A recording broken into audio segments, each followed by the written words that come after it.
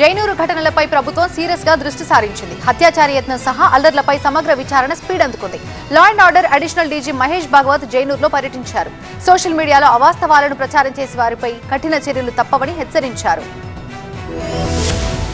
జైనూరులో ఉద్రిక్తత సద్దుమణిగిందన్నారు law and order additional DG Mahesh Bhagwat. అధికారులతో కలిసి ఆదివాసీ సంఘాలు, స్థానికులతో సమావేశమయ్యారు.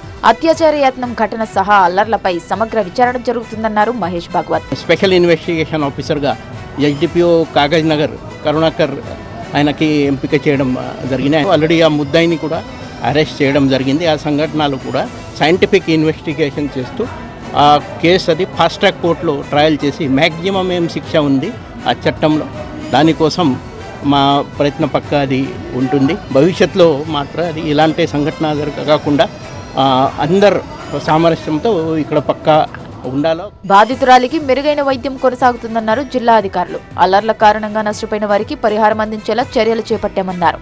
ఇతర కమ్యూనిటీస్తో కూడా మాట్లాడడం జరిగింది. ఇప్పుడే కొన్ని విషయాలు మన ల్యాండ్ రిలేటెడ్, ఎల్టీఆర్ రిలేటెడ్ కూడా వాళ్ళు పెట్టడం జరిగింది. అండ్ స్పెసిఫికలీ ఆమెకు అన్ని ట్రీట్మెంట్స్ మనం అక్కడే అందుబాటులో పెట్టాము.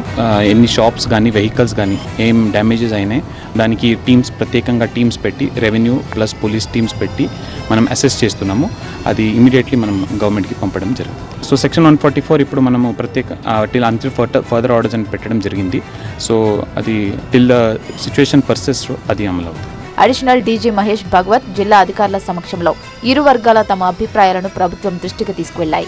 మరోవైపు అత్యాచార ఘటనను ప్రభుత్వం పక్కదారి పట్టించే ప్రయత్నం చేస్తోందని ఆరోపించారు బీజేపీ నేతలు. ఉద్రిక్తతలను అరికట్టడంలో ప్రభుత్వం విఫలమైందన్నారు బీఆర్ఎస్ వర్కింగ్ ప్రెసిడెంట్ కేటీఆర్. విపక్షాల విమర్శలపై మంత్రి సీతక్క ఆగ్రహం వ్యక్తం చేశారు. సోషల్ మీడియాలో అవాస్తవాలను ప్రచారం చేస్తే కఠిన చర్యలు తప్పవని హెచ్చరించారు పోలీసులు. జైనూరు ఘటనపై రెచ్చగొట్టే పోస్టులు పెట్టారనే అభియోగంతో BRS social media in-charge Dilip కొనతాలను అరెస్టు చేశారు సైబర్ క్రైమ్ పోలీసులు.